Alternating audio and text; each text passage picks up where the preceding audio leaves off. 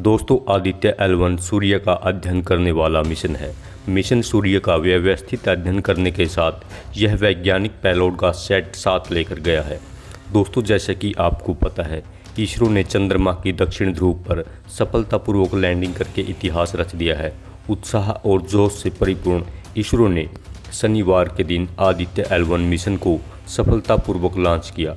इस मिशन का मुख्य उद्देश्य सूर्य की रिसर्च करना। चंद्रयान-3 की ऐतिहासिक सफलता के बाद अब पूरी दुनिया की नज़रें आदित्य L1 मिशन पर होंगी। आदित्य L1 क्या है, इस मिशन के क्या उद्देश्य है, कौन कौन से इसमें घटक है, इसे कैसे और कब और कहां से लॉन्च किया गया, सूर्य का अध्ययन क्यों ज़रूरी है, तो दोस्तों बताते हैं आपको विस्तार से इस वीडियो में। आखिर इस मिशन का उद्देश्य क्या है। आदित्य L1 सूर्य का अध्ययन करने वाला मिशन है, जिसे भारतीय सौर मिशन कहा जाता है। अंतरिक्ष यान को सूर्य पृथ्वी प्रणाली के लिंगेरियन बिंदु यानी L1 के चारों ओर एक प्रभाव मंडल कक्षा में स्थापित करने की योजना है, जो पृथ्वी से लगभग 15 लाख किलोमीटर दूर है। दरअसल ये बिंदु वे है जहां दो वस्तुओं के बीच कार्य करने वाले सभी गुरुत्वाकर्षण बल एक दूसरे को निष्प्रभावित कर देते हैं।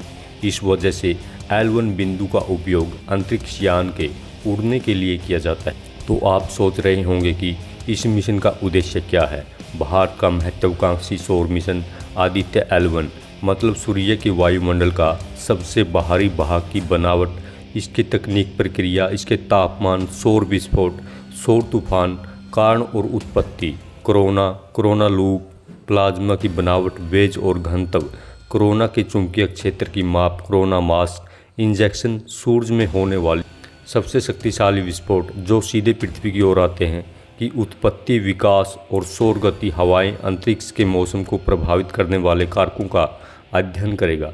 मतलब जो सूर्य की वजह से पृथ्वी पर कुछ प्राकृतिक घटनाएं घटती हैं, उनके पीछे का कारण, मतलब तूफान आने का कारण, ज़्यादा गर्मी का कारण, सौर हवाओं का कारण, ये अध्ययन करेगा। चंद्रयान-3 की बड़ी सफलता के कुछ ही घंटे बाद इसरो प्रमुख एस सोमनाथ ने आदित्य L1 मिशन को लॉन्च करने की घोषणा कर दी थी। शनिवार के दिन जब आदित्य L1 मिशन को श्रीहरिकोटा स्थित इसरो के PSLV रॉकेट द्वारा सतीश धवन अंतरिक्ष केंद्र से लॉन्च किया गया। इस मिशन का प्रक्षेपण सुबह 11:50 पर किया गया था।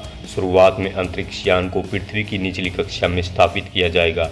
इसके बाद कक्षा को अधिक अंडाकार बनाया जाएगा और बाद में प्रणोदन के जरिए अंतरिक्ष यान को बिंदु की ओर प्रक्षेपित किया जाएगा। जैसे ही अंतरिक्ष यान L1 की ओर बढ़ेगा, यह पृथ्वी के गुरुत्वाकर्षण क्षेत्र से बाहर निकल जाएगा।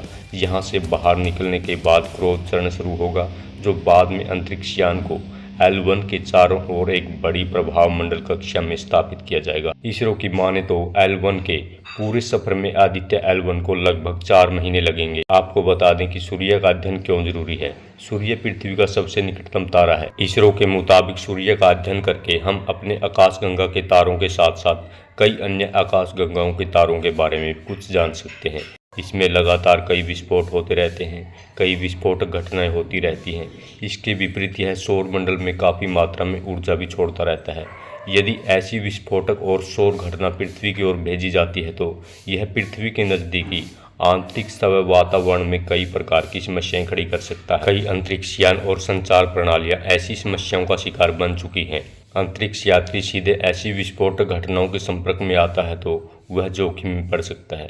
सूर्य पर कई तापीय और चुंबकीय घटनाएं घटती हैं। इस प्रकार उन घटनाओं को समझने के लिए यह एक अच्छी प्राकृतिक प्रयोगशाला भी प्रदान करता है, जिनका सीधे प्रयोगशाला में अध्ययन किया जा सकेगा। इस मिशन का पूरा बजट 400 करोड़ रुपए है, लेकिन इस मिशन में जितना योगदान इसरो के वैज्ञानिकों का है, इतना ही केरल के ट्रांसमिट कर पब्लिक सेक्टर अंडरटेकिंग यानी PSU सरकारी कंपनियों का भी है। केरल राज्य के इलेक्ट्रॉनिक विकास निगम limited, steel and industrial forgings limited, Travancore और कोचिंग में केमिकल्स और केरल ऑटोमोबाइल्स लिमिटेड के भारत में बनाए गए प्रोडक्ट्स का ही आदित्य L1 में इस्तेमाल हुआ है।